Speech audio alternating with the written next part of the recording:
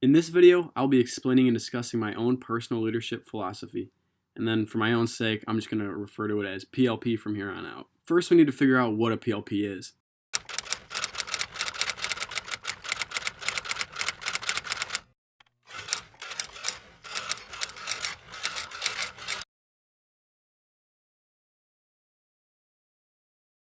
For the few of you who are a little bit slower at reading, personal leadership philosophy is basically just a set of beliefs and principles you use in your everyday life to evaluate information and to respond to people and other situations you may encounter. My own PLP is that I find myself to be a strong and motivating leader. I believe a group needs cooperation and input from every individual involved in the group. Each person has ideas, and I usually want to hear what everyone's thinking, whether they think their idea is good or not. Sometimes, as a strong leader, I find myself having to make decisions that don't always sit well with all the group members and can even make some upset. To be a strong leader, you need to understand that to achieve your end goal, you may have to make the executive decision that not all members will agree on, but to better the group and succeed in reaching your goal. I also strongly believed in the readings that spoke about servants becoming leaders. I believe the best way to become a respected leader is to rise up from the level your followers are on, and I think it helps oneself mentally feel prepared because of their knowledge gained from their previous position. One leader who I greatly admire is Dave Grohl. He is the lead singer of a band called the Foo Fighters. Dave has always been somewhat of a role model to me, as he has persevered through so much in his life. One quote that he had stated back in 2015 had always stuck with me. He said, "Every person in every business will suffer a setback at some point. As we all know, it's how one responds that reveals character and ultimately defines who and what we are." I find this quote to be extremely meaningful and true. Everyone can respond to setbacks in their own way, and by doing so can show a lot about themselves. If I fail my test, I can look at it as if the fact that I need to work harder and really invest myself in the subject so I can ace the next test.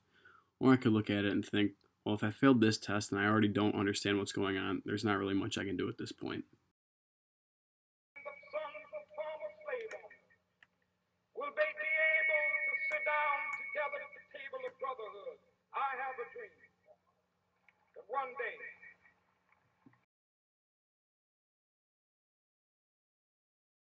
Another great leader was Dr. Martin Luther King Jr. He was the dominant leader of the U.S. civil rights movement.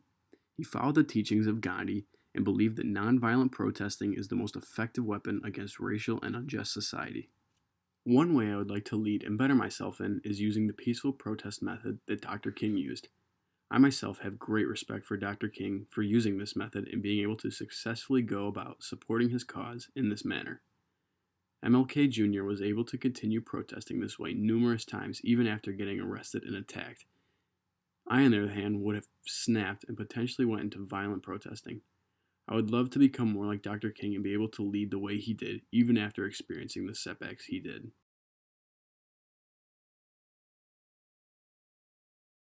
But it did change me. This community gave me a lot more than I was able to give in return. Because this community taught me that ordinary people, when working together, can do extraordinary things. This community taught me that everybody has a story to tell that is important. This experience taught me that beneath the surface differences of people, that there were common hopes and common dreams and common aspirations, common values that stitched us together as Americans. And so even though I, after 3 years, left for law school, the lessons that had been taught to me here as organizer are ones that stayed with me and effectively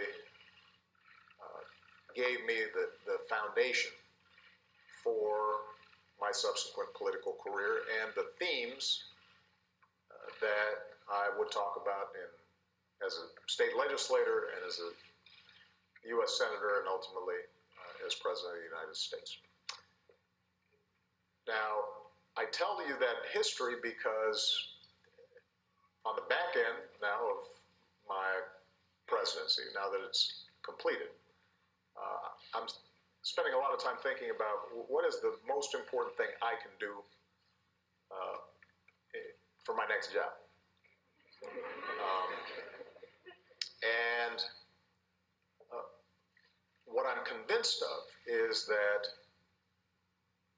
although there are all kinds of issues that I care about and all kinds of issues that I intend to work on, the single most important thing I can do is to help in any way I can prepare the next generation of leadership to take up the baton and to take their own crack at changing the world.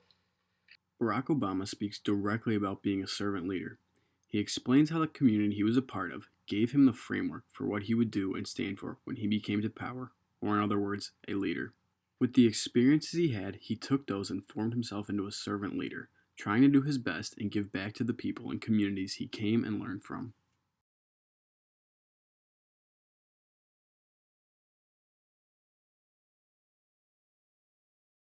In my own personal life so far, my philosophy has been fairly basic.